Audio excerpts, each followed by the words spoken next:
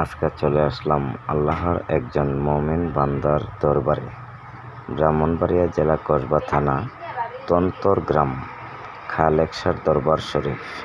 প্রতি শুক্রবার লাখো মুসল্লির সমাগম। মনে বড় আশা ছিল, তাই চলে আসলাম। আলহামদুলিল্লাহ, আল্লাহ তাআলার মুমিন বান্দার দরবার শরীফে এসে আমার মন জুড়িয়ে গেল। খালেক শাহর দরবারে এসে মনে হলো যে মুসলমান হিংসাবিধি ভুলে গিয়ে একসাথে মিলেমিশে চলা সম্ভব। কারণ বিভিন্ন জেলা থেকে অনেক মুসল্লিগণ শুক্রবার নামাজ পড়ার জন্য এই জায়গায় সমাগম হয়। এটা হলো খালেক শাহ দরবার শরীফের দক্ষিণ প্রান্তে কবরস্থান।